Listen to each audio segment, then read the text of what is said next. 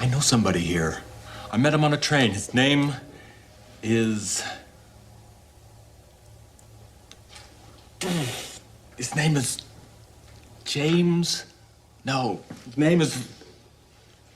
James Josephson. No. James Lawrence. Lawrence Fells. Lawrence Fangs. Forrest Lawrencetown. Lawrence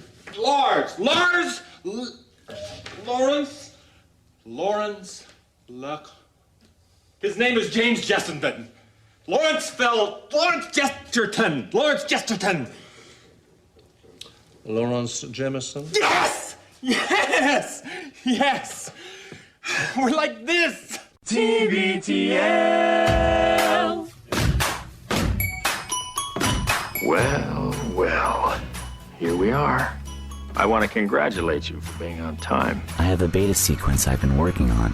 Would you like to see it? I'm not handling this well. I don't feel competent. I'm depressed. Okay, so you need to talk to me, and I can't have you back here because my iguana was injured from all the noise.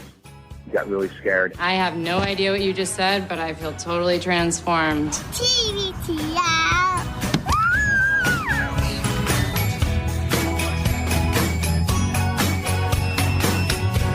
All right, this is it. We're doing it. Welcome to a Thursday afternoon edition of TBTL, the show that is most assuredly too beautiful to live. The most boring show with a brand new host. Well, I don't know about all of that. Luke is out today, though, so I'm taking the reins here. My name, of course, Andrew Walsh. I could really use a win here. And I have a special guest right here with me in the studio today. Can you guess who it is? I'll bet you can guess who it is if you're an astute listener, which I know you are. I'll tell you what. I'm going to let you guess. I'm going to give you some time to think about who our special guest is. While you're thinking about that, I'm going to tell you what we're going to do with this special guest on the show today, because I received a perfectly timed email yesterday. Somebody who could feel through the universe that I needed content. And this person wrote to me and said, hey, you know what? I've been collecting sounds from around the city of Seattle. Do you want to turn into a quiz? Do you want to guess what the sound is? That's what we're going to do. Me and my special guest are going to listen to sounds recorded around this great city of ours and try to guess where that sound was recorded. Speaking of that special guest, have you guessed who it is yet? Do you want some clues? All right, here are some clues. She is the preeminent pottery reseller of North Seattle and parts of Southern Shoreline. She hosts a weekly podcast with me called After These Messages. It's about TV commercials. And when she found out she was going to join us today, she decided to look the part. You are clearly podcast guest material. It's written all over your clothes and your hair and your shoes. That's right. You guessed it. It's my partner in all things worth doing, Genevieve Has. How you doing, kiddo? I'm good, thanks. How are you? Pretty good. How'd you like that introduction? Could I have drawn it out a little bit more? Probably not. Feels like you were intro maxing. It certainly was. You've been selling a lot of pottery lately, though. That's a real thing. Like you are a business. I guess I'm woman. a business now. I can tell Yes. I'm a business because Etsy recently said, like, we have to do some different thing with your payment to not that I'm not getting paid, but like some paperwork that I had You're to in a fill different out tax bracket because now? of taxes. Yeah. Really? And Yeah. also, we were in the kitchen yesterday. You were scrolling on your phone. You saw an ad on something, and it actually contained one of your pieces. That in this would happen ad. to anybody. It wouldn't happen to me. No, I mean, it would happen to anybody. The reason I saw in ads that were served to me things that I myself am selling is because I have been to the site. I've been to my own Etsy or eBay So it was an link. ad for Etsy, but it was one of those things with the multiple squares. And it's showing me And things in that the I've looked at. It's showing you things you looked at, including stuff That you've looked at posted. because you've posted it. But either way, like you're being fed ads Yeah. for your own goods. My own That's a thing. hell of a thing. My things are advertisable. I guess it's possible somebody else has looked at my pottery and is now being served ads, and they're Duolingo interstitial ads. Well, I'm not here to try to turn this into an advertisement for your burgeoning business. I have had a few tens buy things from you. That's which pretty is cool. Always exciting. But for real, we're not trying to do that here. But I mean, the last time you were on, I feel like you were sort of just dipping your toe into this, and you were saying, I buy things at estate sales here and there. But now, like, almost certainly every week at least, you have stuff incoming and outgoing. You're totally bringing stuff in. You're staging them on a table. You're photographing them. Yeah, I've got inventory. And then the next day, I see you wrapping things up, and you're putting them under your arm on your way to work and dropping them off at the post office. Yeah, I've got a good little sort of incoming and outgoing routine at this point. I'm basically breaking even money wise, like, because I keep every time I can't, like, what I really like doing. I was telling somebody this at a pool party I was at recently, because she also she loves vintage and she loves thrifting, and I just Is like somebody I know. I don't think so. No. Okay. And we were just chatting. Fine, keep it a secret. We were just chatting about our interests, and I was saying, like, what I really love is treasure hunting, and you know, if resources and space were no object, I would collect beautiful things and I would have them around me. But like, our house is small, our lives are not, we cannot infinitely acquire things. No, so we what I cannot. really love about the pottery reselling is like finding the treasure and then finding it a new home, but like it's the finding that's fun. So the selling is just a means to an end of more finding.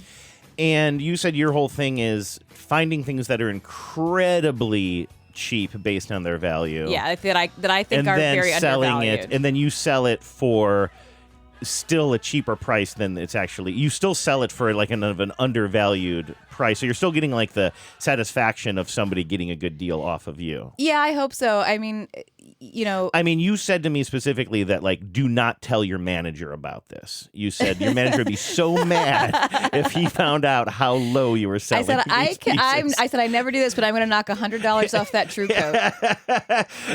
Crazy Genevieve, how low will you go? But that is true, right? Like, you're not. Yeah, trying to, well, for one thing, I want the things to sell, so Yeah. I don't want to price them at the most expensive price point. I want them to be, if you're looking for, a 1920s cow and pedestal dish, as I know everybody is. Okay, are you actually now using That's the a real airwaves one. to sell that? Obviously, I want mine to be the best one for the best price, so that you buy mine and not, Crazy Larry's. Right. Crazy Genevieve is what we want to stick with here. Well, congratulations on that. I do feel like because you've talked about that on the show before, but I do feel like, I don't know how long it's been since you've been on the show talking about that, maybe a half a year or more, and it feels like it's in a different gear now. I think so. Yeah, it's definitely ramping up. I really love learning about mid-century and early 20th century American pottery. And I know that sounds so niche and so sort of like obscure and maybe boring, but I was telling you, like, that piece that's sitting on our table upstairs right now and needs to go. I also happily I kind of cleaned out an area of our garage and created like an actual place where I can store the pottery safely and keep it from, keep it wrapped up and nice. And I need to move that piece out there. But that piece that's sitting on our table right now, waiting to go out to the storage, is from Lakewood, Ohio, right? And that's Lakewood, Ohio, yeah. Yeah, and it's from a pottery that opened in the 1920s and then closed right. It was like they kind of opened a pottery and they were winning all these awards and there's this beautiful artistry and like all these. This one guy, Cowan, who started this pottery, like hired a bunch of like ceramic artists who really like made, who were really influential in the field, and for like 12 years, he ran this great art pottery in Lakewood, Ohio. This sort of rings a bell to me, but you told me that you hadn't there's a told me lot about of that. potteries. Ohio was like a real hotbed. I don't know if it was because of the clay that was in that region or what, but like it becomes like it becomes a thing where like you have a lot of artists there, so they start their own potteries and it builds on itself. But I liked knowing, and then unfortunately the Great Depression hit and people weren't like buying like extra things or nice thing, like the disposable income kind of went away. And so unfortunately the Cowan pottery closed, but I love having this little artifact of this historical moment that is precious and beautiful. And I don't know. I think it speaks to it. I love objects. I'm crazy about objects, and I love history, and I think that learning about American pottery is like the perfect sort of intersection of those two things for me. It's funny because I am the person in our relationship. I mean, maybe we're both like this, although I would argue that you're not, but I think you think you're like this. But I do not like having extra stuff in life, right? I mean, the studio I love having extra stuff. The studio that we're talking in right now might belie that a little bit because it actually looks kind of cluttered to me. Like there's tons of books, but then also like curios and stacks of baseball cards and old baseballs that have been signed by various people and stuff. So it actually looks like I'm somebody who's into clutter, which is a thing. Like I've known people who've been able to like kind of curate clutter in a way that is our friend Jess is she's a maximalist, and she'll be Yeah. happy to tell you that she's a maximalist. Yeah. And maximalism doesn't get the same love that minimalism gets, but she is a wonderful curator, has an incredible sense of style, and her maximalism really works in her home and like in her personal style. And I love it. But generally speaking, I don't like clutter. I want less things.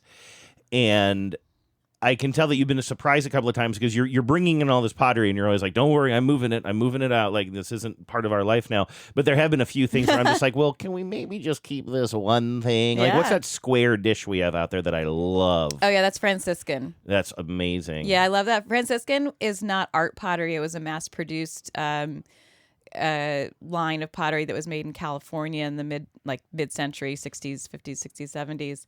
I love Franciscan ware. It's great. Maybe I'll take a photo of that and make it the show pic, but it's not for sale.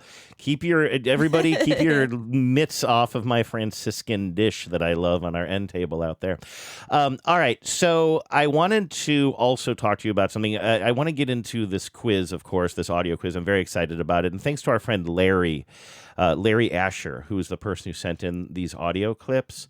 Now, you've interacted with Larry in some professional capacities before, as have Luke and I. To the degree that Luke and I can even pretend to be professional, we did one time. One time, Larry invited us to give a talk at the school that he runs. Larry is the director of the School of Visual Concepts here in Seattle. And I got to say, while I am obviously very excited to take this quiz,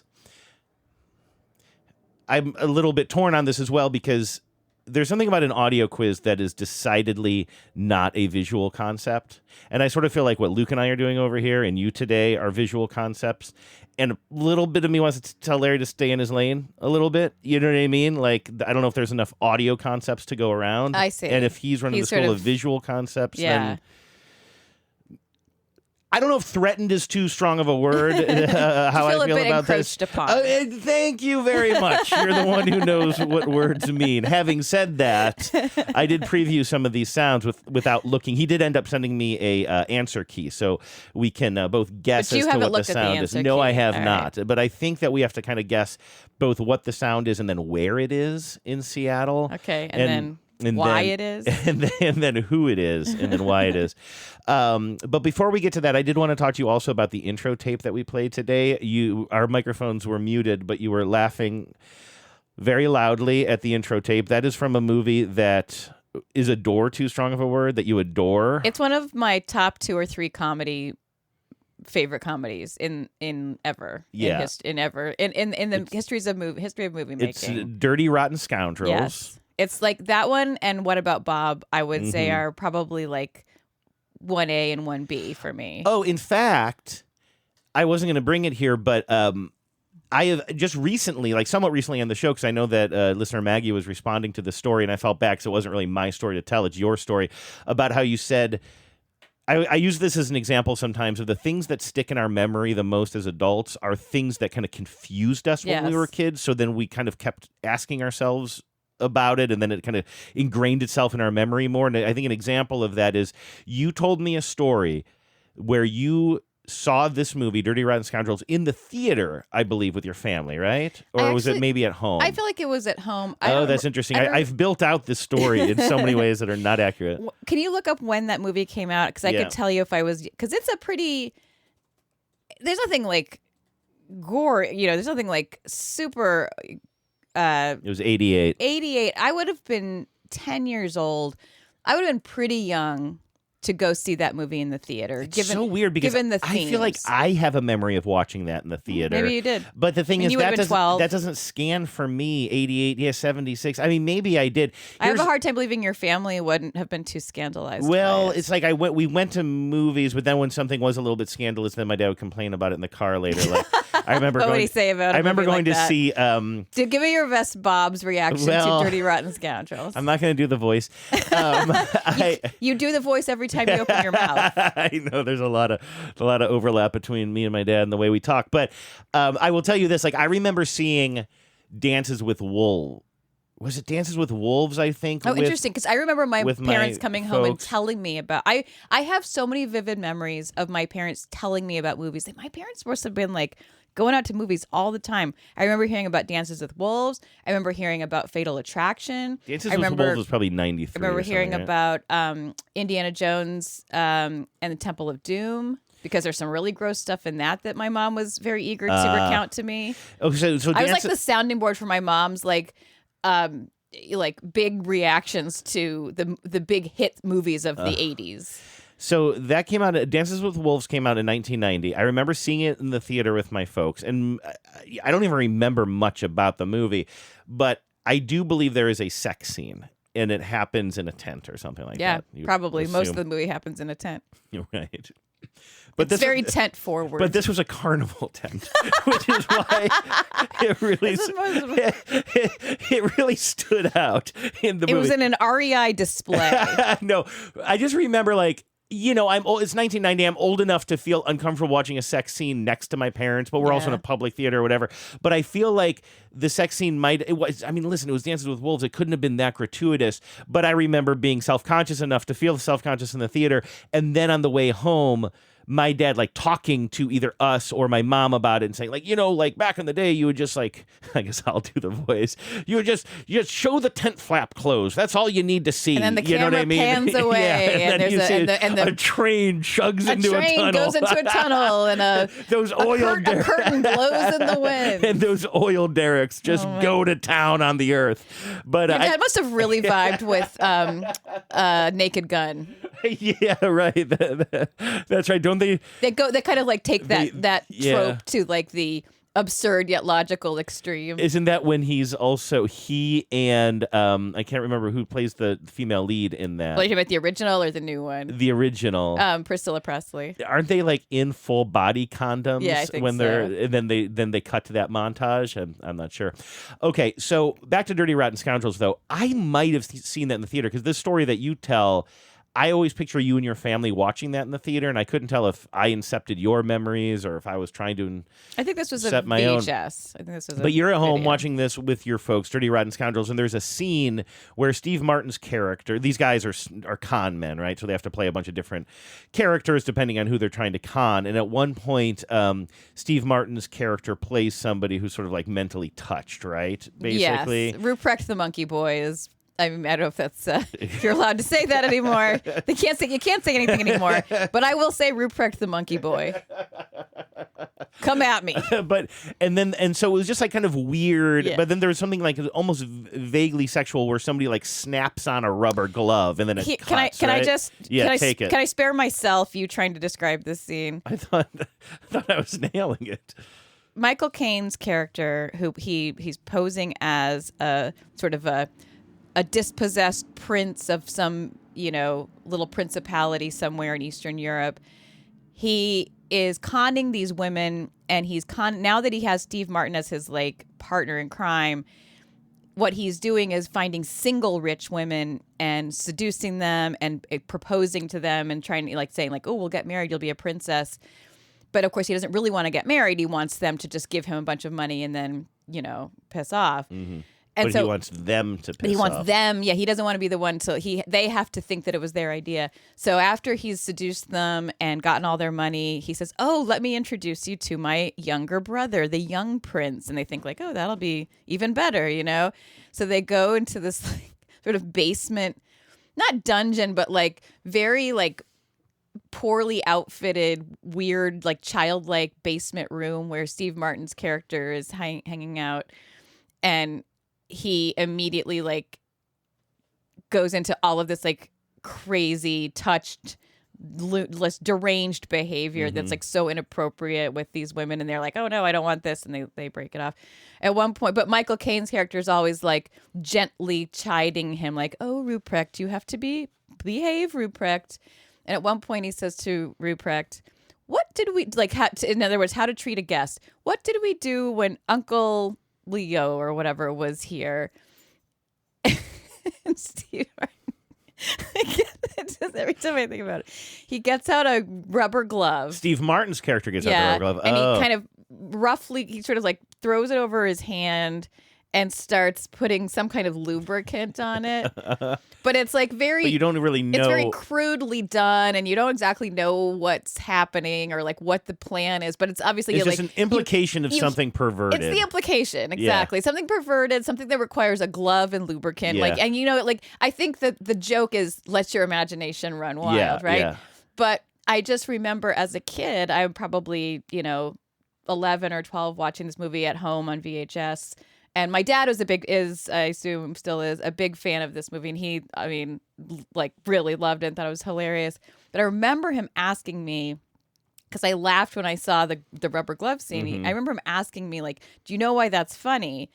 And, when you're a kid, when you're that age, you're always sort of like, or at least this is my experience, you're always like slightly prepared to be like embarrassed or like slightly afraid that you're going to like, your naivete is going to reveal that you are laughing at something that's inappropriate or that you didn't get the joke or whatever. And in this case, the fact that so you're just laughing at something you see on the television. Yeah. And then when he asks you, why do you think that's funny? You suddenly feel very observed. Yeah, you feel very observed. Exactly.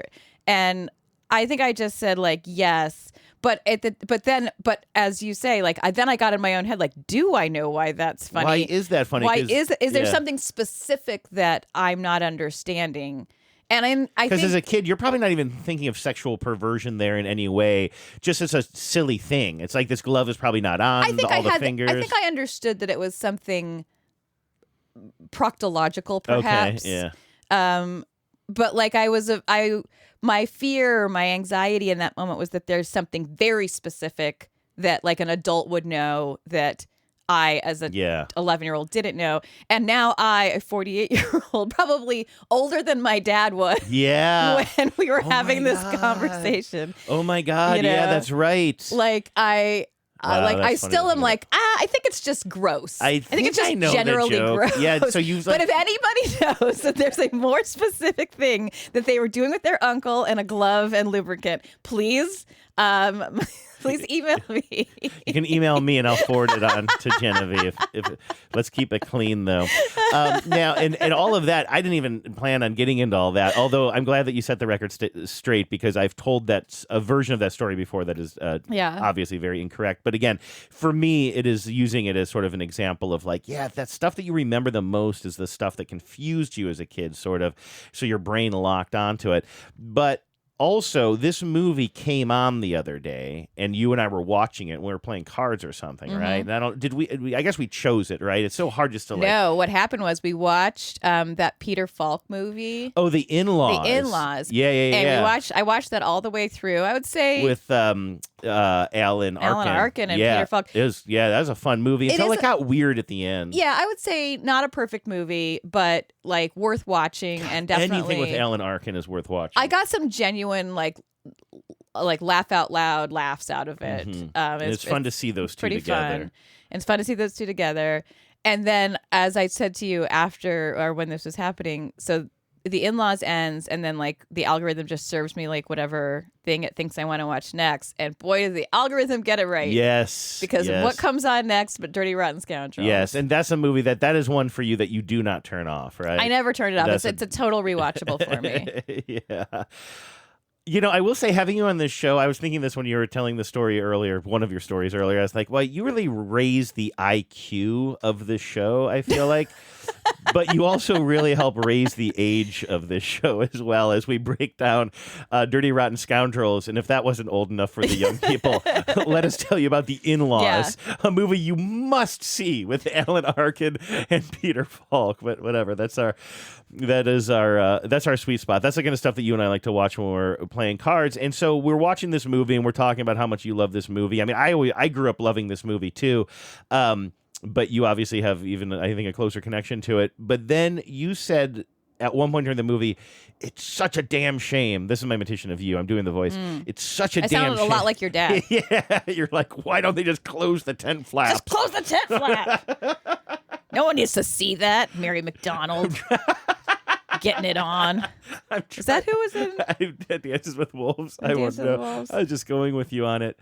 I'm trying to think. He also, I remember we weren't allowed to watch Chips. I think it was too fresh. No, it was because it was disrespectful law enforcement. No, not is Chips. that not true? Dukes of Hazzard is disrespectful to I'm sorry. law Of course, Chips enforcement. is almost too respectful of law enforcement. That's right.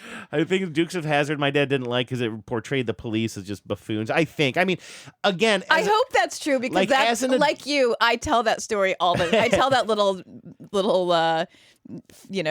note all the time to people. Even though I don't have kids myself, one thing that I've noticed as I've gotten older or been able to put things into more context is like I, for 40 years, have been telling people, well, we weren't really allowed to watch Dukes of Hazzard because it portrayed cops.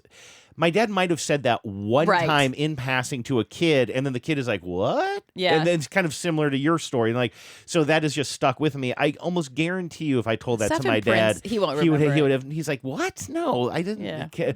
If anything, but he was very, very overly protective and prudish about, any kind of sexual things. I remember one time I was old enough to know that we weren't usually allowed to watch things like Police Academy. Yeah. But Police Academy came on the television, and we didn't have cable at this point. And I remember being in the family room. Why are all these things about police, by the way? Chips, Dukes of Hazzard. Your dad was just like adamantly opposed to citizens being on patrol. Not in my house. I remember like it came on after something, and I remember thinking like, am I at an age where we're just going to let this roll? Like we're going to be allowed to watch Police Academy?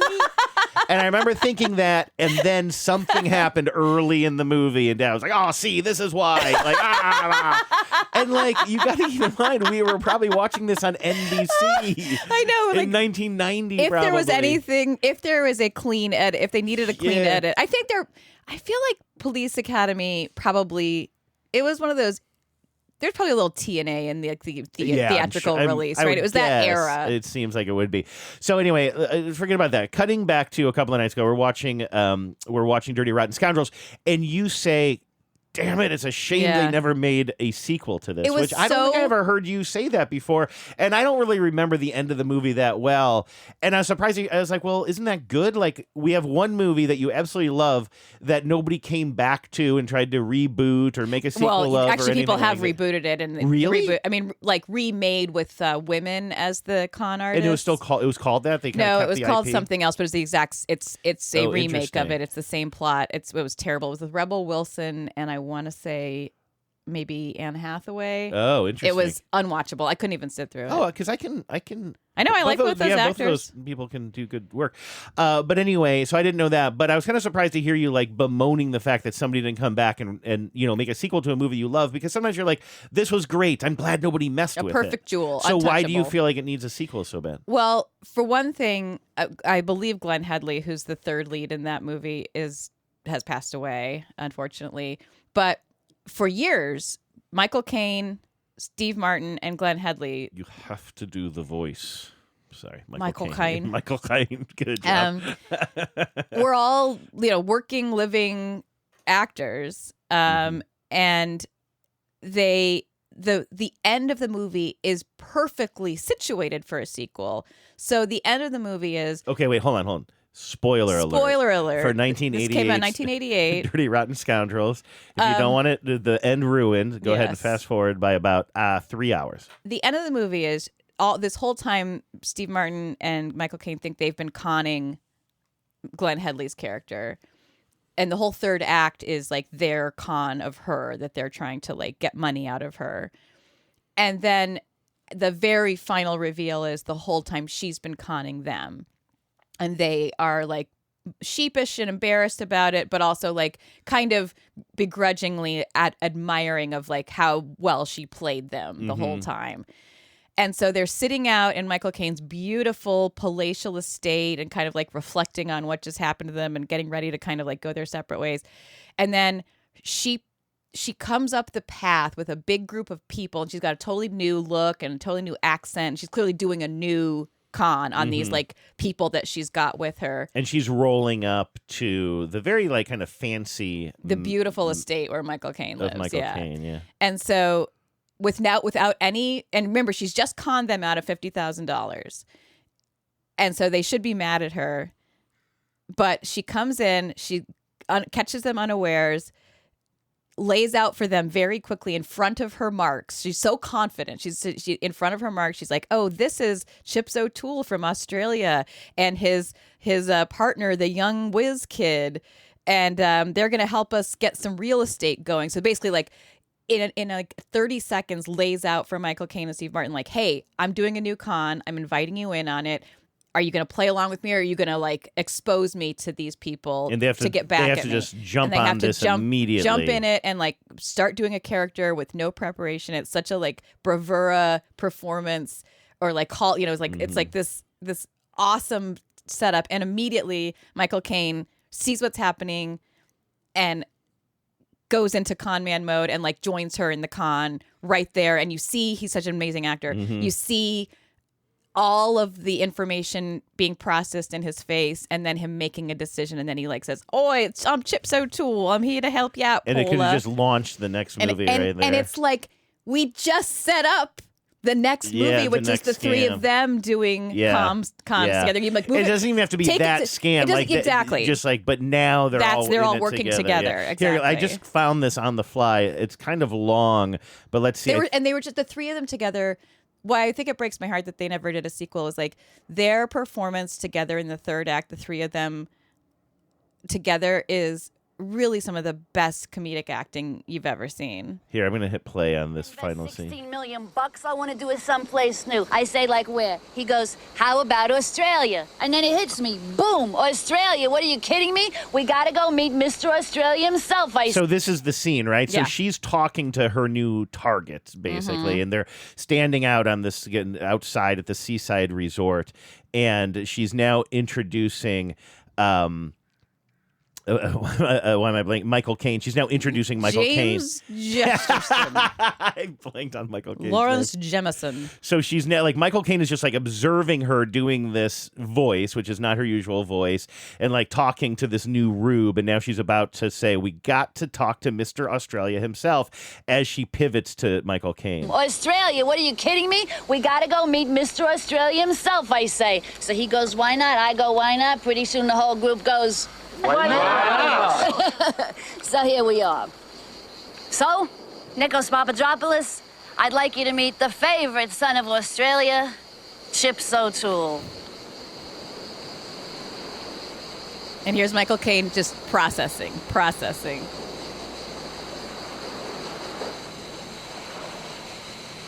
And they really let it breathe. Yeah. Well, aren't you going to say anything? G'day, Nikos. How's it going, sport? Good on you, cobber. Chips O'Toole. Hotels and all from down under. You still have any of those situations? And Steve Martin is just like, so everybody, like, Steve Martin's looking really worried. His mouth has fallen open. Yes, because Steve Martin considers himself a con man too, but the movie begins with him doing very small time cons. He's the dumbest of the three. And so he's just like, what is going to happen here? And then when Michael Caine just like locks in like that, you just see how impressed and Steve the way Martin she's is. lobbed this ball up and just trusted that he will return it. Like, her character was so fucking good. Like, she was so amazing. And Glenn Headley was a phenomenal performer. She did a lot of great work. But like, this will always be just like my favorite thing. And I just wanted to, here's the thing. I just wish I could spend another 2 hours with those characters, you know? Yeah. Hello and welcome to Top Story. All right, Vives, you know what our top story is today. We are going to play this audio quiz sent in and created by our friend Larry. It looks like there are 8 sounds here, okay? And they're all about 15 seconds long. Wow, Larry, yeah. You can tell Larry's a producer. These are all exactly 15 seconds long. I will say mystery sound number 2 looks like it leaks over to it's just about 16 seconds long. Okay. But we can probably work with that, right? I think so. Yeah, okay. But we'll deal with number 2 when we get to number 2. Let's start with mystery sound number 1, as recorded and submitted by Larry Asher.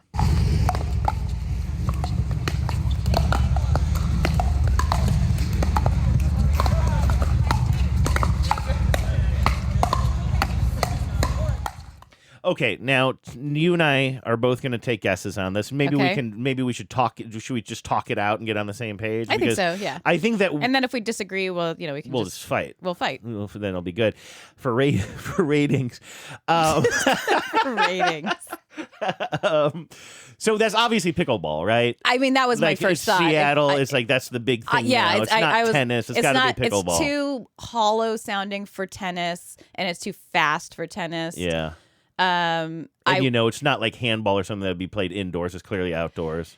Yeah, and it sounds like it's outdoors. I didn't know. I have never played pickleball. Me neither. I did watch The Dink, the movie that's out right now that's about pickleball. Oh, yeah, you said that's really good. I thought it was like, I wouldn't say, I think really good is a strong statement, but it does give you the opportunity to hear Andy Roddick yell, "Who do you think you are? I am," which Who's is Andy Roddick? He's like a big tennis star. Okay. I he has a cameo in it. So my first guess was pickleball, but then beyond that, like I don't know where the pickleball courts are if I'm supposed to guess where they are. I'm going to guess, so I'm going to scroll down here. Aegis Living.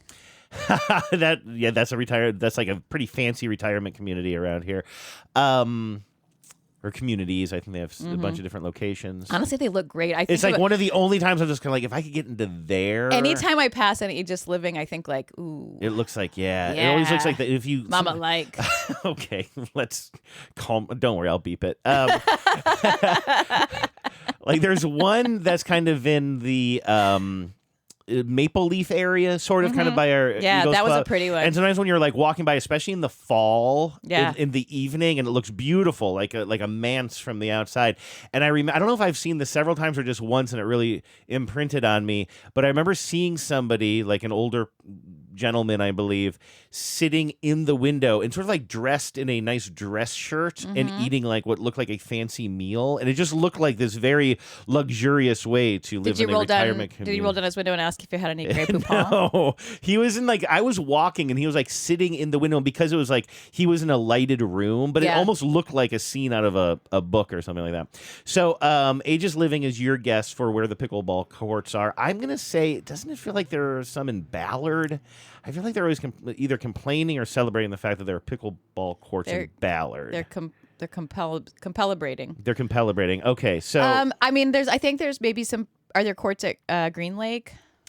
I don't know. I don't know. I don't either. I genuinely don't. I mean, there's pickleball courts everywhere, but I don't know any specifics. Okay, I asked Larry to spread these answers across an email with a lot of carriage returns. And so I'm scrolling down here and I see that we are right. Obviously, pickleball players. Part 2 is, where is it? Scroll to reveal. I said Ballard. You're going with? I'll say Aegis Living. Aegis Living. Green Lake. Oh, you said Green Lake. I'll give you the point for that too. Okay, are you ready for sound number 2, which is at a healthy 16 seconds? Here we go.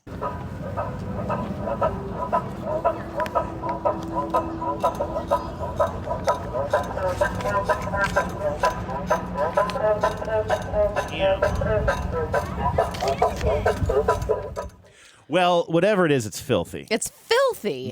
My dad would not appreciate this You at all. would just pan away. Close the tent flap, Larry. Exactly. Yeah, something's squeaking away. It sounds squeaking, like squeaking. Is it a trampoline? But it almost sounds like fake mechanical sound. or something. Yeah, and it almost sounds like it's being amplified. There is that quality. My first thought, this is going to sound crazy, but it was like a bridge going up or something. I thought we have all these drawbridges. Could it be something like where it's sort of ratcheting up? But it sounds like it's something that's What about rocking. the Ballard locks? Is this something that going on at occurred the to me. locks? I mean, the locks have to open and close. But that squeakiness. But then it almost sounds like a stringed instrument with a bow at the end. It does like there's a real distinct squeak, like bed spring squeak, which is what we. I'm going to go with that is the sound of somebody trampolining. which is not like a thing I think of as being a place in Seattle. Right. But that's the best I got. What do you get? Yeah, I mean that sounds good. I mean, outside. It sounds like the squeak of springs does sound good for trampoline. I'll go. Okay, with you can on go that. trampoline Yeah. as well. Okay, I'm going to scroll down a little bit. All right, part 1. What is it? It is. It is a stringed instrument. Oh, what is it's it? It's a busker playing a hagum, which is a Korean 2-stringed instrument. I can picture At that. the very yeah. end, it started to sound a little bit of like that almost like a bow going across. You should have. Yeah. Oh yeah. to your instincts. I'm looking at the instrument now. I don't know how to It's describe like a long, it. tall, yes, exactly, with like a drum on the bottom of it. Yeah. Sort of. Yeah. Oh, that's really interesting. Okay, and then it says, I think. Do we have to guess where it was as well? I'm gonna guess Pike Place. Let's see here. Part 2. Where is it? Scroll to reveal. You're saying Pike Place. Yeah. Can I listen to it again? Now that I know what it is, I want to picture this around.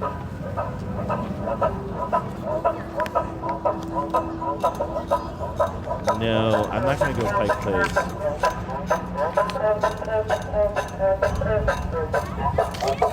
I don't feel like there is enough.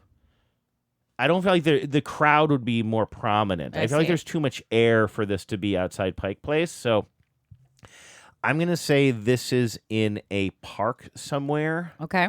Okay, you know what I'm going to do? I'm going to keep it near Pike Place. What is the park that is right near Pike Place? It just The had sculpture park? that is nearby, but there's one that it's like on the waterfront, basically, yeah. and it just was renovated, and it was closed for a really, really long time, and it just reopened. We'll assume the waterfront park. Yeah, waterfront park, whatever I'm sure that it is. has a Okay. proper name. So you said Pike Place. I'm saying that waterfront park, and it is the Seattle Center. Oh, okay. Is actually where that is. So that makes sense. Seattle Center has indoor and outdoor areas, but Yeah. basically this is the area directly below the Space Needle. So it's very spread out. You can hear people playing and stuff, but it's not like a big mass of people like it would be at and at not Pike as many Place like Market. walls to bounce off of. Yeah. Even if you were outside that, you're like in alleyways and stuff, and so Yeah. the sound just sort of like would be kind of bouncing around Pike Place a lot more. Okay, this is fun. Although I will say I wouldn't have made that number 2. I think a very specific instrument we could have made that like a little bit more challenging later on in the quiz. Okay, so here's if this is only getting harder, we're we in may trouble. be up a creek. Yeah, exactly. Okay, this is sound number 3.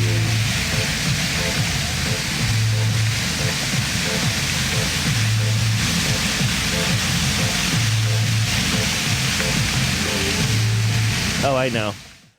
It's somebody using a power spray cleaner while listening to Ace of Base. This is what it sounds like. Yeah. Is that Ace of Base? It's like that kind of music, but I don't think it's. I saw the sign. She really wants a baby. Those are 2 different Ace I of know, Base songs. I know. And what's the third one? Isn't there a I Saw the Sign, All That She Wants Is Another Baby. And then I thought they had a third one that was a banger as well. My guess is going to be, the Seattle. I know that we just were at Seattle Center, but I'm thinking of the big water feature. Oh, the big fountain that goes off, and then like it would make sense to me that you would also be able to hear some music in that arena. Yeah, but would Larry All That She Wants, The Sign, and Don't Turn Around? Oh, yeah. That's the other Ace of Base song. People needed to hear that coming from me. I want to listen to this again. That fountain at this is probably especially good programming for folks who live outside of Seattle. So I guess you're welcome for that. It's like a big ball that shoots water out of it. Yeah, and it is a constant stream, right? It's not one of those that shoots like a doo-doo. You know what I mean? Those fancy fountains that'll like. It goes through phases, but I think it has periods where it's constant like that.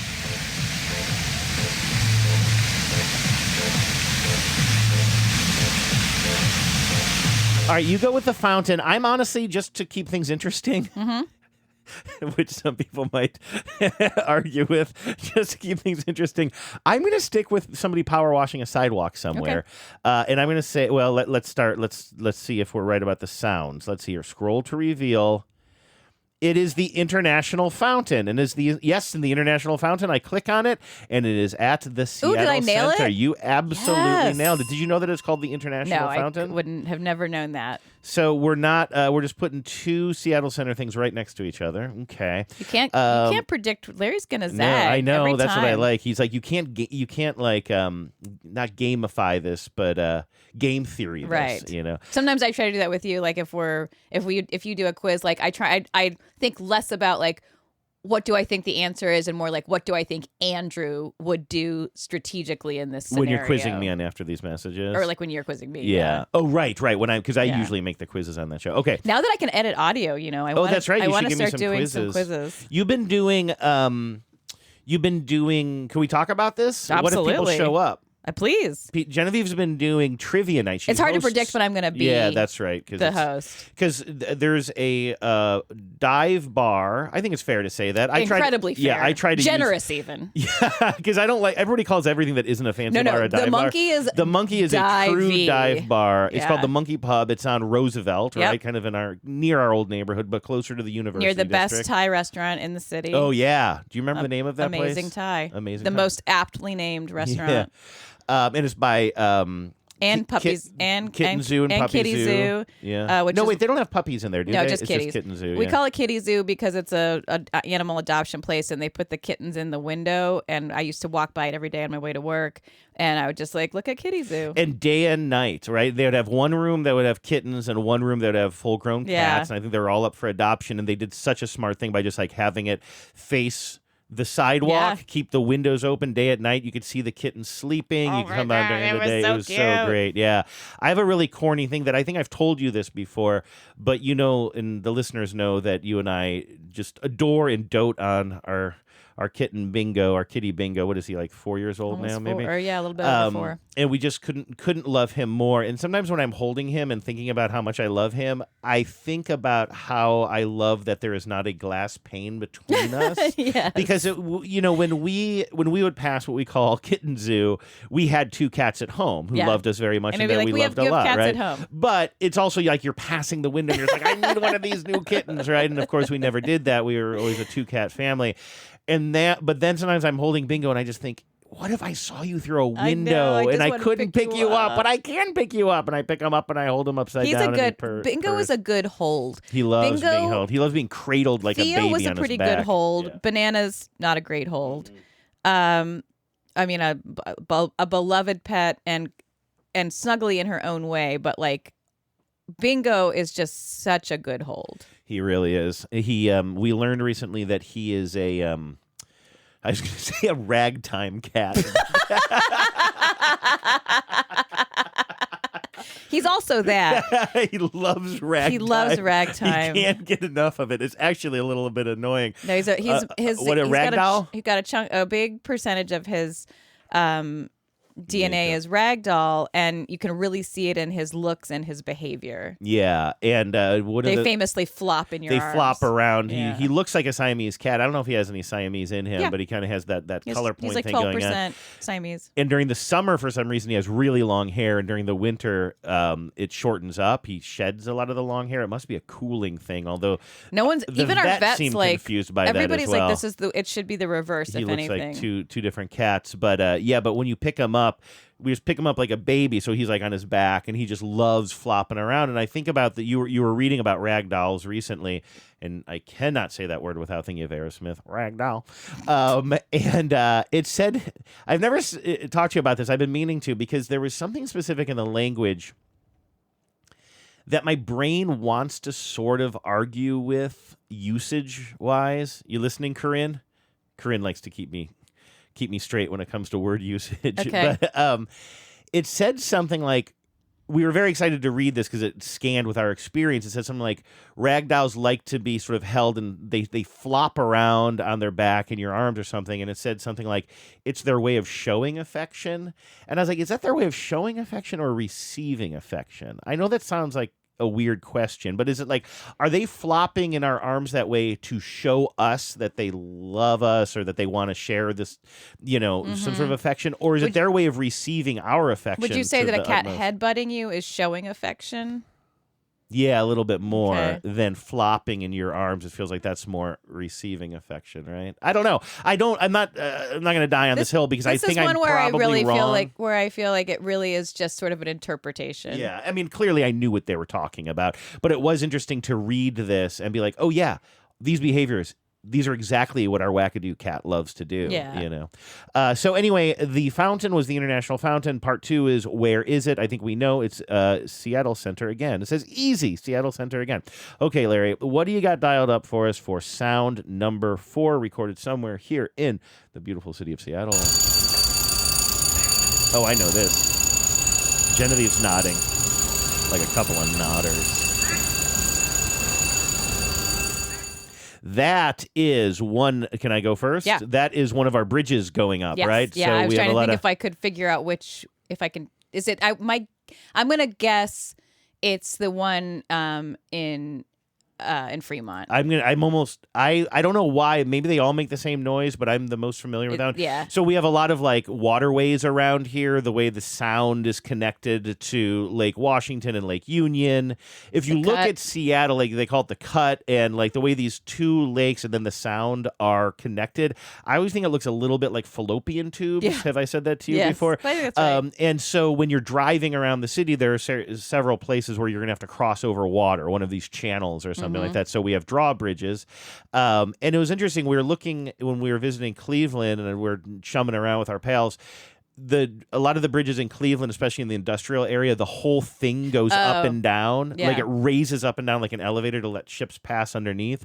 Whereas here in Seattle, I think all of them, but certainly most of them, they're like drawbridges that go up. Yeah, they separate in the become middle. like if you were driving kit, like if you're a Knight Rider, and then the bridge started to go up, it would basically turn into a ramp for you, and you Right. could jump off of it and then land on the other side if you use turbo boost. Exactly. And so I think that this is the Fremont Bridge going up. Yeah, that's my and guess. that bell lets you know. And there's these like their little gates come down like when a train is passing in front of you on railroad tracks. So okay. And I can hear ducks, which makes me think it's one of that's why you can hear ducks on or something, right? Quack quack. Well, you said quack quack. Run it back. There it is. I heard it. Yeah. All right. So yeah. So all right. You ready? And I know there are ducks in that part of the cut. Here we go. Sound number 4. What is it? Warning bell when gates at Ballard Locks are opening. You know what? We're totally wrong. You know what? I actually thought of the locks, and then you felt like strongly about bridge, but the And I ducks made me swayed you. think it might have been closer to the water than the bridges. Did you see the orcas in the locks recently? No. As I say that doesn't seem right. They seem too big. Really? Orcas? I'm pretty sure this was a big story here. Transient orcas hunt seals near Ballard Locks. Yeah, I was seeing photos of this. It was one of those things I was like, yes, I know they I've weren't been in the seeing this locks. on social media. Oh, you can't see my screen right now. I mean, they're in the, maybe not in the locks where they're actually filling and draining the Yeah, water, that'd but be like right wild. in that area where you go Yeah. to visit the locks and there's all those harbor seals and everything. Yeah, there were these people were like obviously posting a lot of video of these That's orcas just amazing. majestically just like kind of humping their way through there.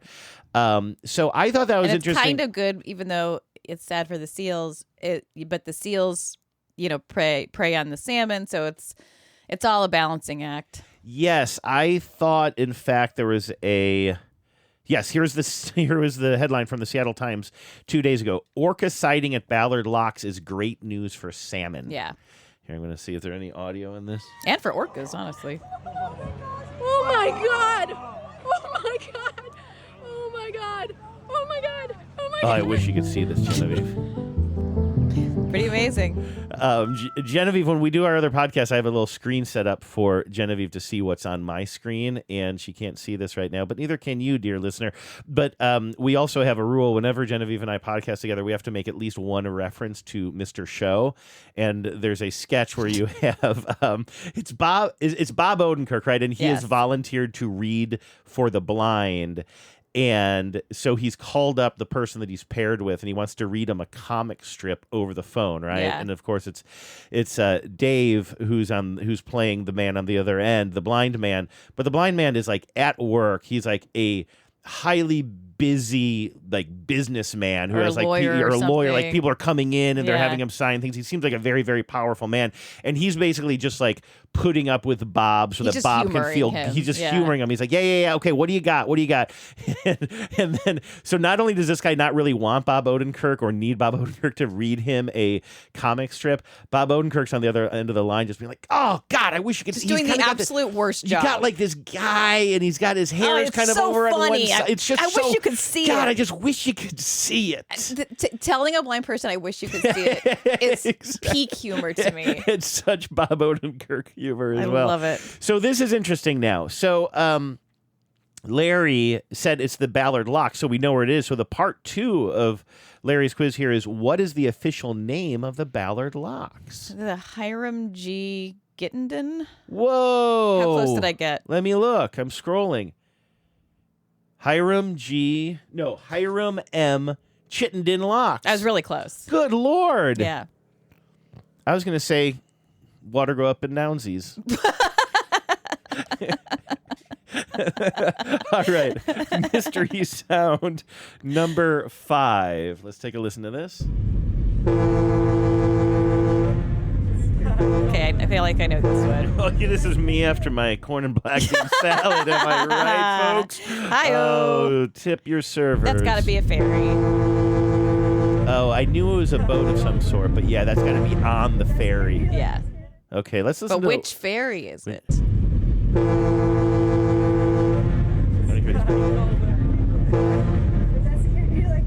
Oh, yeah, I heard somebody saying, did that scare you like it scared me? Did you hear them saying that at the very end? Okay, so yeah, I'll say that we're on a ferry, Yeah, right? I'm just going to roll the dice and say Bainbridge.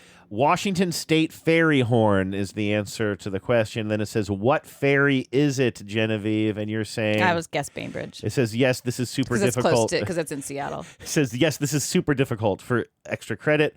Scrolling. It's the MV Tacoma. Oh, it's the actual specific specific ferry. name of Never the... I wouldn't have been able to name any Well, of that's them. just a roll of the dice.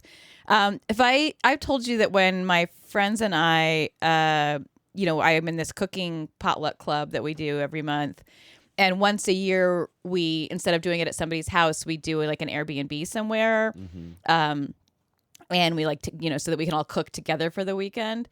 And our last one we did it on Whidbey, and there's this house, this Airbnb on Whidbey that's like right by the ferry, terminal, like seriously less than a mile.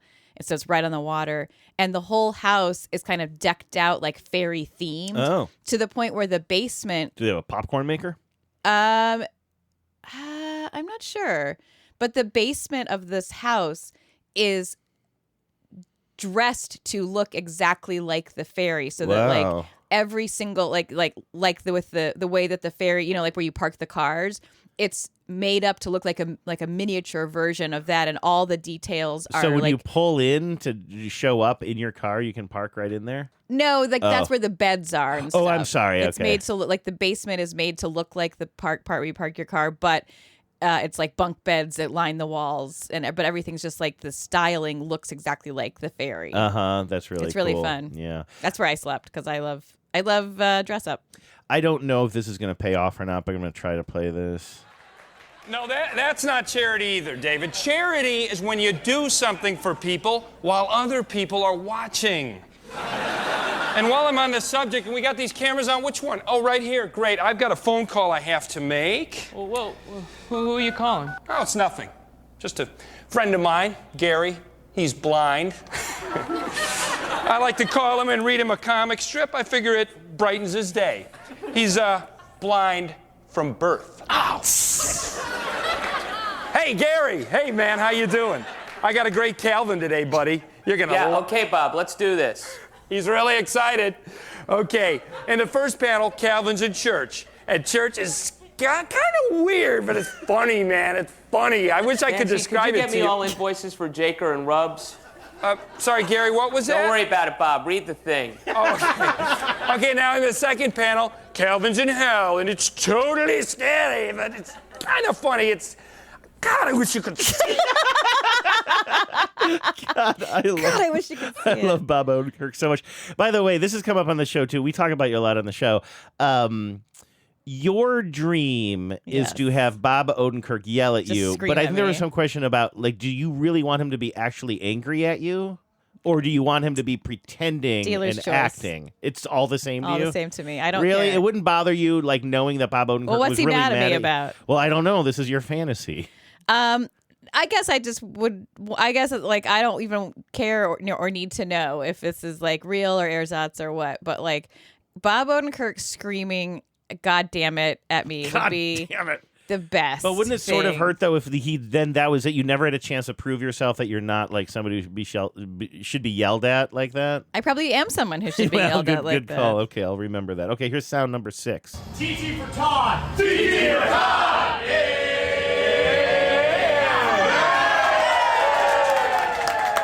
I don't like it. I don't like I don't. TT for Todd. TT for Todd. This sounds terrible. I think Is here's. this some kind of like your orders up at a restaurant that It does feel- a big production? It sounds like that. Here's my guess. Is this one of those bicycles that like a dozen people it's like a bicycle that everybody pedals and you go around the streets of usually Ballard while you're drinking? It's like the Brusicle or the whatever. they call Brusicle. it. It's I like don't know. usually so breweries will have these Yeah. things where you sign up for it, and then there's somebody at the front who steers, and then you're all sort of facing each other at this makeshift pedaling. table, and everybody's pedaling at the table, and you're just kind of slowly meandering through the streets, but while you're drinking Yeah. your fancy beers. I guess so, but like what would be what are they saying? TT for Todd? That's what it sounds like. TT for Todd. TT for Todd.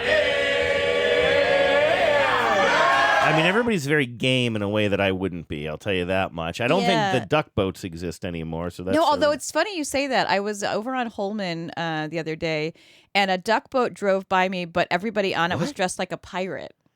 it could because the duck boat company I know doesn't exist, at but clearly least the not here in duck Seattle. boats The exist duck in boats space and themselves. time, and so somebody has acquired this duck boat, tricked it out like a pirate themed duck boat, and everybody on it was like in full pirate regalia. But what's the point of getting rid of the company if the boats are still going to exist? Because the whole thing were the safety issues after a terrible, terrible accident. Well, if here you're in just a Seattle. private pirate party. Oh, that's right. They're pirates. They don't care about the law. They don't care. But I That- just mean like it's probably some group of people who like to do this for recreation. Yeah. They probably aren't selling tickets on it. It's like something that they one person owns it, and they just or a consortium of pirates. So, do you have a guess for TT for Todd? TT for Todd. TT for Todd. I hate chanting. I just feel like the Yeah. beer pedal thing, which has some punny name, which I can't think of. It doesn't make sense to me, like No. what would be happening where someone says it and then it's like a call and response thing. It feels like a thing Sounds where indoors too. It doesn't sound like they're pedaling outside. yeah, Sounds like a big beer hall. like a beer hall, and so I feel like it's something where like somebody's getting in their order up, But Yeah. I just don't even have like a good place to start for specifics. Okay, I'm gonna say this is a beer hall somewhere Okay. with a theme, but that's the best I get. I'm gonna scroll down. Oh, of course. And the editorializing here comes from Larry, the quizmaster himself. It says, "Those obnoxious fishmongers at Pike Place Fish Market." Of course, I'm What's ringing the bell. TT? Is that a kind of fish? I'm not sure, but that's right, because I guess I've seen that in person before, and of course Yeah. they always show it if you're ever watching like a sporting event or anything Yeah. that sort of establishes It's one of our, Seattle like, as the big three. scene. They show the people throwing the fish from behind the counter into the crowd, or vice versa, or something. All right, part 2. It'd be funny if the crowd just randomly threw fish at the guys. That would be pretty funny. Like Yeah. you Be a good you, prank. You pay $5, they give you 5 fish, and you can just wander around the market at any time, just throw it at a vendor. And then you're like, any what? vendor, That's not the even the thing. fish vendor. It's like one of the fancy, like the jewelry concerns. That's right. One of our the listeners. florists, the ones that are selling the You flowers. hear that, Sarah, at Magpie Mouse Studios? We're coming for you. Gonna Watch get out. fish. Watch out. The fish are going to get you. The part 2 of this question is, because we already know where it is, this Pike Place Market. The question is it Pike Place Market or Pike's Place Market? Obviously, it's and of Pike course, Place. It's Pike Place Market. If you answered Pike's Place Market, you must never speak of this again, says Larry. Okay, you ready for sound number 7? There's 8 of these things, by the way, so we're getting near the end. Here we go. Sound number 7. We've already earned death, folks. We've earned hell. How can you escape the damnation Oh, of I hell? know. Jesus once for sin, the just for the unjust. I'm going to guess Underground Tour. No. I know what this is. Oh. These are those really annoying and rude God. and bigoted How embarrassing. creatures Yes. outside the of horrible, T-Mobile Park. Outside of T-Mobile Park. Yes. Yes. And they yell, that everybody's going to hell. We've already earned death, folks. We've earned hell. How can you escape the damnation of hell? Jesus once for sin, the just for the unjust.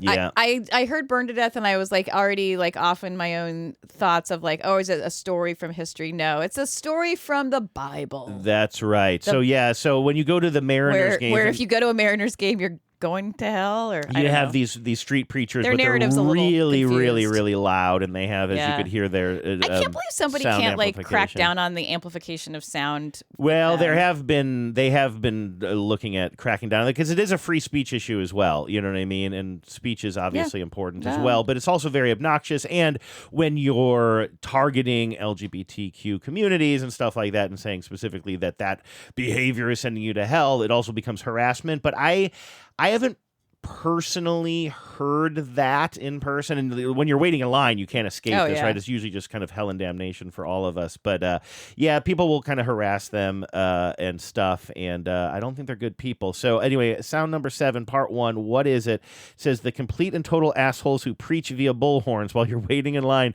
to get into a Seattle Mariners game, which is torture enough. Which is Larry. Part 2, will the Mariners make the playoffs in 2026? It's not looking Larry, great. No, they have now lost 6 or 7 in a row, and as we speak, I'm guessing they are losing Game 3 against the Yankees. I was going to look it up. Instead of typing Mariners score, I just typed in Mariners losing, which might get you there. They are still hanging on to an incredibly thin lead, 1-0 in the middle of the 8th. They're in the Bronx, as we like to say, but Larry, it's not looking good. Scroll for the answer. It's a big cry laughing emoji is what Larry says to that. So here it is. The final sound in the Seattle Sounds quiz, number 8.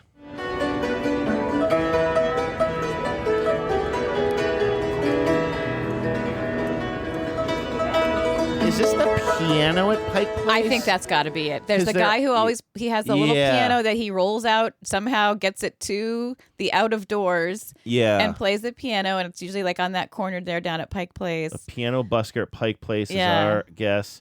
Let's see here. The answer is Johnny Hahn, the busker who has been rolling his mini piano to and from Pike Place Market every damn day since 1986. Incredible. Part 2, where is it? Pike Place Market. Didn't you just say that? Pike Place. Oh, haha.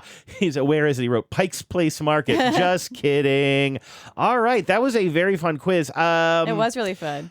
Got a lot of sort of North Aurora erasure going on in that quiz. There was nothing from the SARS. Yeah. Literally nothing from Oak Tree Village. I heard no sounds coming from the barbershop. Soliciting. No Sweet cream ladies. One of the women, when I told Luke this, I was parking a Lime bike one time, and I was parking it near one of the women working the corner, and she says, I could use a ride. And I think she wasn't talking about the Lime bike. But I said, just download the app.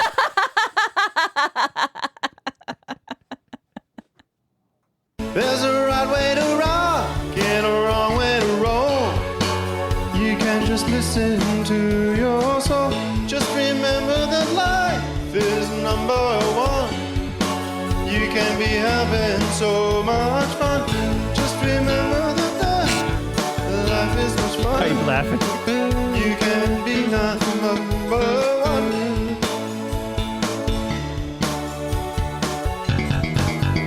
Are you laughing at my process? I just love anytime, in the same way that I wish that Bob Odenkirk would scream at me, I wish that Tim Heidecker would say, give me wish me happy birthday or whatever thing, but do it in that way he has where he clearly doesn't care or has. You were laughing at the song. I thought you were laughing because I was looking for a sound machine for you to maybe use while we do this segment, but I've got like 3 sound machines in my drawer. The battery is dead on all of them. So I was, while that was playing, I was taking off my headphones and holding dead sound machines up to my ear. I thought you were just laughing at me. You're just laughing at the hilarity of that song, which we get flagged on Spotify and really? YouTube. It's always like, this is copyrighted music. You can't monetize this show in Bulgaria. Oh, God. All right, this is, of course, the sound that you... this is Monetized in Bulgaria might be a good show title. By the way, this sound... This is the last sound you hear before you blur's day. That's right. It means it is time for you to wish others or yourself a happy birthday in the Blur's Day segment. If you would like to wish somebody a happy birthday, including yourself, you can email me, andrew@tbtl.net. Put Blur's Day or birthday in the subject line so I make sure to see it, and make sure you sign your name. That's a big thing we're doing these days, V's. We're signing our names to the Blur's Days. Oh, okay, were you not before? People were not signing them because usually email comes with a name attached to it. Uh-huh. But sometimes those names aren't the proper names. Right, you don't know exactly how it breaks down. Yeah, and also I just sort of feel like, are we in such a hurry these days that we can't sign our emails? Of course, I signed mine ALW, which, by the way, Luke thinks it's like highfalutin or something by signing it ALW. Like, and I told somebody that, they're like, yeah, that's got an air to it. It does? I sign all of my... So I write to the president of the UW all the time because I have to send him various things. You doing GEH? I just do GH. GH. Thanks. Capital? Capital GH. I am doing lowercase ALW. Yeah, I don't know. I don't know if it's just become a thing I did. It wasn't... And it's weird because I didn't do it with the previous president. But What did you sign for her? I just take a print of a kitten paw. Yeah, I just did a print of a kitten paw. No, I don't even know. Like, maybe I just wasn't even signing most of my emails. You guys were very familiar. But we'd known each other longer, and so I think maybe because I was getting to know the president, I just do like -GH at the end of it, and it became just kind of like part of my process. Yeah. All right, so that's how you get your Blur's Days into us. Email me, andrew@tbtl.net, and just write a little message letting us know whose Blur's Day it is and what you want to say to him. Scott in Lakewood, Colorado, not the home of your... No, that's Lakewood, Ohio. Pottery. That's Lakewood, Ohio. This is Lakewood, Colorado. Scott says, happy Blur's Day to my wonderful wife, Rachel. She never misses an episode and has spent countless hours in your company. More importantly, during a particularly challenging chapter of her life, TBTL became a bright spot in her days. Oh, I'm glad to hear that, but I'm also sorry that you went through that chapter. Scott says, your humor, honesty, and everyday conversation helped carry her through some dark times. Oh, that's very nice. And provided a genuine highlight amongst the gray. Happy birthday to Rachel from Scott. Happy birthday, Lakewood. Rachel. Yes.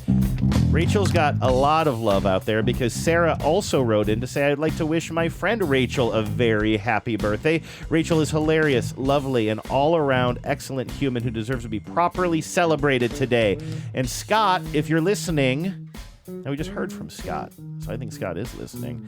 Scott, if you're listening, please take your wife out for some Hawaiian food tonight. This is now an official birthday directive.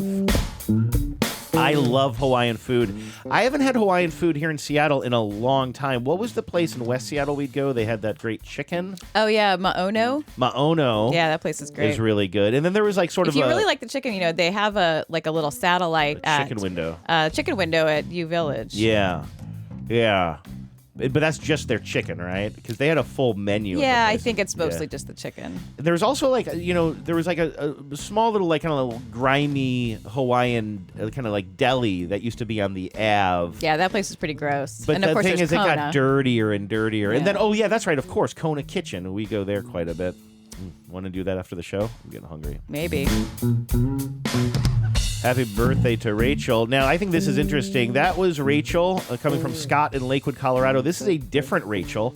Matt from Broomfield, Colorado says, I'd like to give a Blur's Day shout out to my wife, Rachel.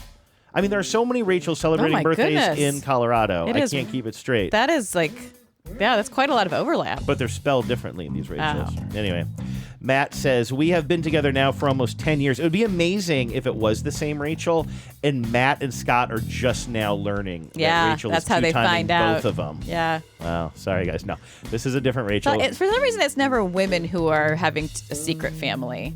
Or they're better at it, and we just don't They're know. so secret.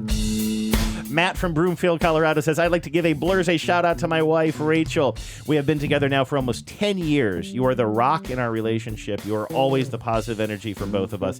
Apologies when I'm not matching that beautiful soul of yours. I love being with you at all times of my life when you can tolerate me. Happy birthday to my great love and best friend in life.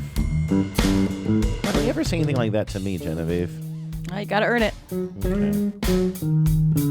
By playing more Minecraft? You should try to be more like Rachel. Yeah, and then I maybe should. people will send you nice things on your birthday. That would be nice. Nobody sent me a Be like Blursday. any Rachel. Like literally any Rachel. I was about to say nobody has sent me a Blursday before. I make such a big deal about not celebrating my birthday on the show, and then people inevitably still do wish me a happy Blursday because they're good folks.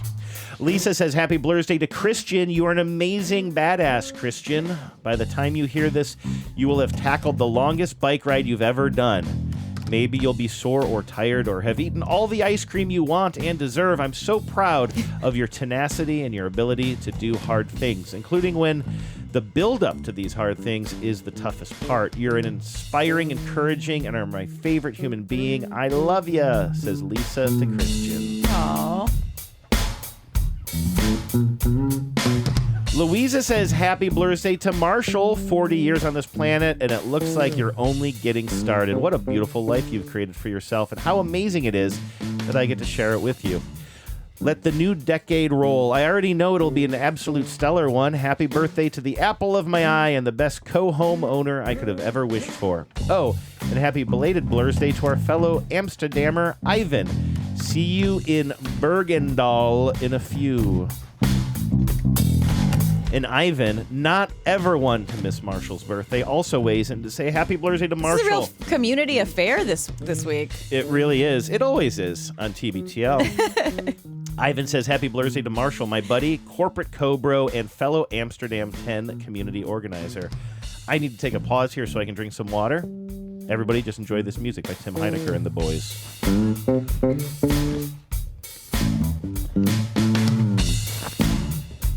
We're back. We're back. That's how you do it. I'm a professional. Look it up in the book.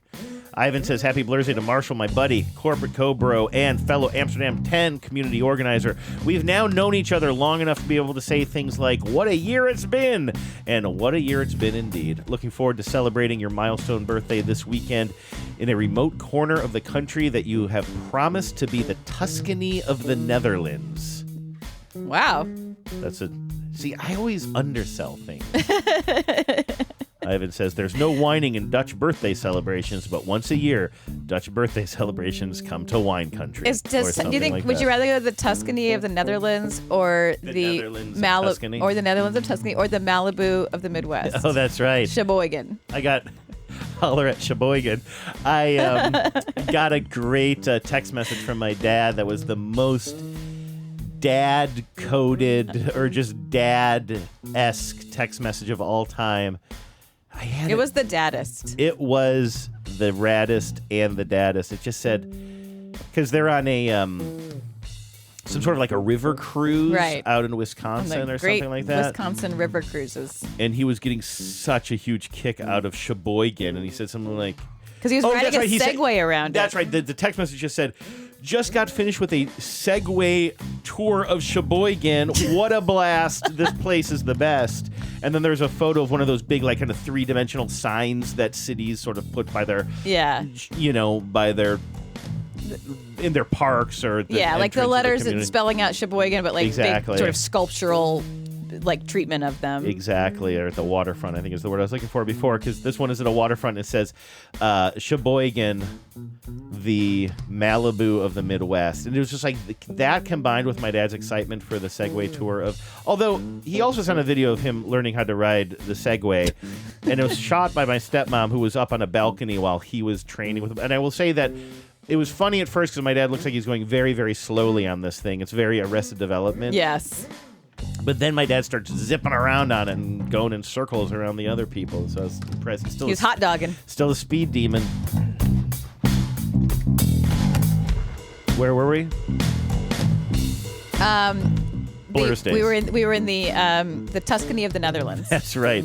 Justice in Thunder Bay City says, a beautiful, blessed, and bucolic blurs. Oh, this is a lot of bees. It's a lot of bees. A beautiful, blessed, and bucolic blurs to my best bro Biagio in Duluth. That's a lot of bees, bub. From your favorite brother outlaw. P.S. Please come help. What? Please come help me build a railing next weekend. Yeah, get over there. Get over there, Biagio. Help Justice with that railing on your birthday. Happy birthday, Biagio. Brian says, happy Blur's Day to my fellow Tallahassee 10 Molly. Let this be the year that we finally make a plan to meet up or run into each other at a brewery. From the other Tallahassee 10, Brian. This is a long Blur's Day segment today. I know, there's so many blurs. A lot of joy to spread. Hey, our pal Bridget in Chicago, who was actually, I believe, one of the competitors in the quiz that we put on stage when we did a live show in Chicago. Oh, fun. All those many years ago now. I always bring that up. Bridget in Chicago wishing a happy Golden Blur's Day to my 11, Richard. I'm so excited to get to wish you a happy Blur's on an actual Blur's Day. We call so you know what a Golden Birthday is, That's right? like if you're 11 and it's like it's the 11th birthday if you're born on the 11th. Is that yeah, golden? like if you're turning 11 on the 11th, that's your Golden Blur's Day. There can be no golden birthday past the age of 31. Exactly. Okay. So my Golden Blur's Day was the 27th. Or when I turned 27, it was on November 27th, so that was my Golden Birthday. That's Golden Birthday. Not to be confused with the Golden Blur's Day, which is you're wishing somebody a happy Blur's Day on TBTL. And it is on their the actual day that we actually read it, which is on Thursday. So that is what's going on with the Golden Blur's Day. For Richard from Bridget, I'm so excited to get to wish you a happy Blur's on an actual Blur's Day. Grumpus and I love you very much. And if you hear this before I do, I think that officially makes you a 10. Power out. Absolutely. Are we converting 11s? 11s becoming 10. Wow. Minus. Yeah, I love it. They're becoming lesser. But more Thusly. at the same time. So much more. How much better is it? Oh, look, this one just came in, Vives, and these are our pals that we were hanging around with, that we're chumming around with in Hawaii. Aw. Dylan and Julie. In Portland say happy Blur's Day to Adrian. Our pal Adrian. Also our pal. Yeah, we coincided. All three pals. How long ago was it? That was like several years ago. 4 or 5 years ago now? Was it 4 or 5? It was it when we went. pre-pandemic or post? It was post. I think it was when we went. It was when we went to Honolulu. Oh, it was Honolulu. Yeah. Next to Broadcast Berry. That's right. The generosity of Broadcast Berry. We And I think stayed it was in his just Airbnb 2 or 3 years ago because it was around Christmas time, or it was like during the winter. And I had just walked to the beach with you and said goodbye to you as you went off on some sort of a snorkeling expedition with like a tour. Yep. And then one I of was the walking worst back. snorkel tours I've ever gone on, by the way. Oh yeah, that's right. You it was didn't like really. that one. It was a. You've been on a lot of those. I've been now. on many. And you got to this was- start going to the ones that are. This marked. was just like a bunch of like flailing non-snorkelers in like 10 feet of murky water looking at nothing, basically. Yeah. It was really bad. They don't put that in the brochure, though. No. I don't think. And so I had just walked you to the beach, and then I was walking back, or maybe I was just like going to wander around and take photos or something, and I ran into Dylan and Julie, and like, we know you from TBTL. Next thing you know, Dylan, Julie, you, me, and Adrian are all like hanging out. Was it that night or the next night or something? And then doing karaoke. Yes, we did a bunch of karaoke. We had really good times, and then they had a car. Well, we had a car, but they went to this special, like one of those beaches that's like best took you to a beaches hidden on beach, yeah. planet Earth. Right. In a different part of the island, and they let me tag along with them, and it really was something extraordinary. It was such a great trip. So anyways, Adrian's birthday, Dylan and Julie's message says, I can't believe you're turning 40. You're so old. Wait, that means I'm getting old too. Well, thanks for getting old first. But in all seriousness, we love you, and we look forward to making more cherished memories with you. That's really sweet. Great to hear from you guys. Happy Blur's Day, Adrian. Thanks for the darts. Adrian brought me darts at the 4,000th episode. Adrian gave me some pins, like sewing pins, straight pins. Oh, and nice. Adrian, I think of you every time I put my little pin cushion on my wrist, and it's studded all over with those pins you gave me. And I still love you. I love using them. I love that kind of gift. I said this to you before, Genevieve, that I think plants are a really good gift for this reason. If you're somebody who enjoys, like, plants and nurturing a plant. I know some people are like, oh, don't give me a plant. I'm just going to kill it and it's going to make me feel bad. But, like, a colleague of yours and a friend of ours, although I don't know her as well as you know her, like, gave us a jade plant one time. You were throwing a party and she just brought a little housewarming gift, just like a little jade plant. And I think of her and her husband, Joe, every time I water that plant and it's thriving. Yeah. I think jade plants are pretty easy to take care of if you keep an eye on them. And every time I'm always like, oh, look, there's some more growth there or whatever. And I have another plant that a friend gave me, which is like one of the, it's like called is it a Chinese money plant, I think? And that thing, the cat had knocked it over and it was literally all but dead. It was just a little tiny stump, but I couldn't bring myself to throw it away.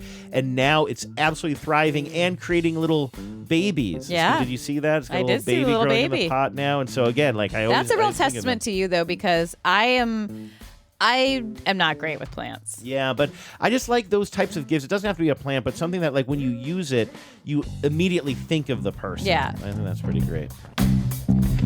Amalia says, oh, nope, that's not what Amalia says. Amalia says, hopefully this isn't too late. I want to wish myself a happy Blur's Day, which happened last Tuesday. I'm excited to be turning 29 again because everyone knows the 90s was only 15 years ago. That's right, Amalia. Happy 29th Blur's Day. Happy Blur's Day to everybody. Oops, I think I just accidentally shut down my computer. Nope, we're still good. Oh, okay. We're still going. All right. All right, what a fun show, Genevieve. I appreciate you hanging with me today. Well, and thank you to Larry for that really fun quiz. That was a lot of fun. I'm sorry I confused the hateful preachers with the underground tour. That one's going to stay with me. Well, they're also, those underground tour people are very hateful. They're so hateful. Yeah, and those preachers really love history. They hate the future. They only love the past. And that just seems wrong to me, All right, let's get out of here. All right, everybody. Fun. Yeah, that was fun. Thank you, Genevieve, again. Anything, I guess you want people to check out your fabulous podcast that you do After with a These professional Messages. broadcaster. I can't remember his name. Called After These Messages. We talk Comes out about every commercials Tuesday. every Tuesday. It's a blast. We do it right here in this little studio. Anything else? Nope. Got your little Etsy store. Just look for you, I guess. I don't worry about that, but do listen to the podcast just because we have a fun time and we love hearing from listeners. Yeah.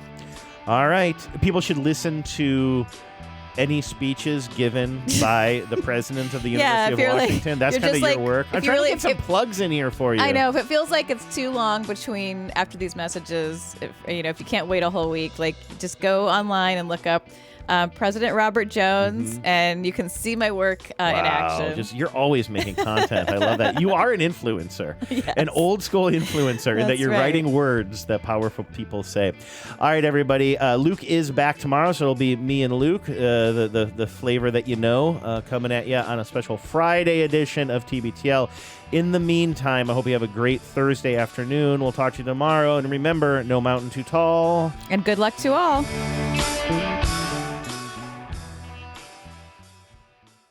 Power out.